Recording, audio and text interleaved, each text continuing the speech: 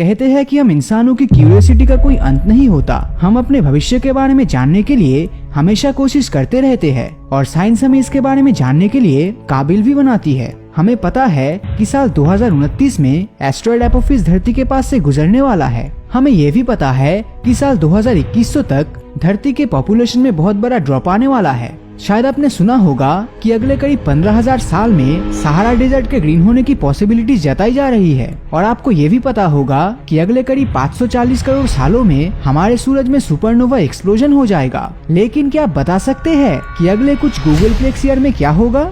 मगर आप में से कई लोगों को गूगलप्लेक्स का मतलब नहीं पता होगा। जब हम 10 के ऊपर 100 की पावर लगाते हैं तो इस नंबर को हम गूगल कहते हैं। और अगर हम 10 पर गूगल की पावर लगा दे यानी कि 10 to the power 10 to the power 100 तो हम इसे गूगलप्लेक्स कहते हैं। आई एम श्योर आप में से कुछ लोग इस नंबर को कॉपी पर लिखना चाहते होंगे, लेकिन आप ऐसा नहीं कर पाएंगे। ये नंबर इतना ज्यादा बड़ा है कि अगर आप इसे पूरा लिखने की कोशिश करेंगे तो विजिबल यूनिवर्स की सारी जगह भी कम पड़ेगी। जी हाँ, आपने बिल्कुल सही सुना।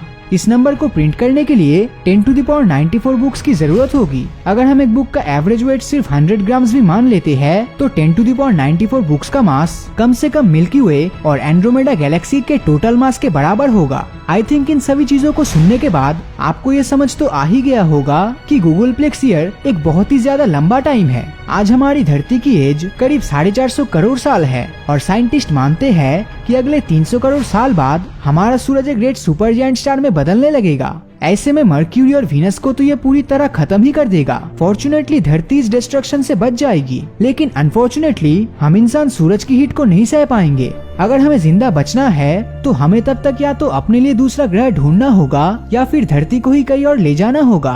पर क्या हमारे पास सच में 300 करोड़ साल है?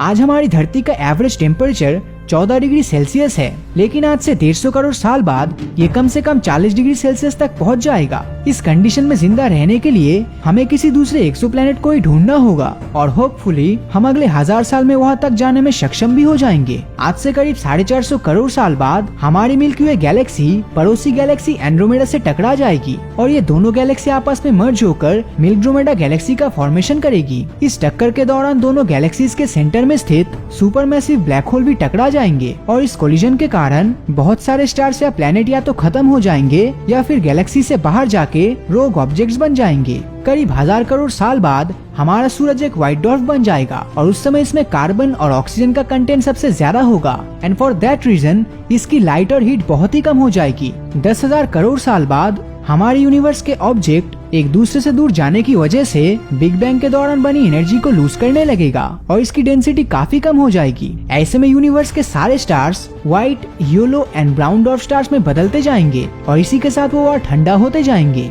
उस समय हमें यूनिवर्स में हर जगह न्यूट्रॉन स्टार्स और ब्लैक होल्स ही देखने मिलेगा। करीब 15,000 करोड़ साल बाद यूनिवर्स के ऑब्जेक्ट्स हमसे इतनी दूर जा चुके होंगे कि हम उन्हें टेलीस्कोप की मदद से भी मुश्किल से देख सकेंगे और मिल्की वे के ऑब्जेक्ट्स ही हमारे लिए यूनिवर्स बन के रह जाएगा।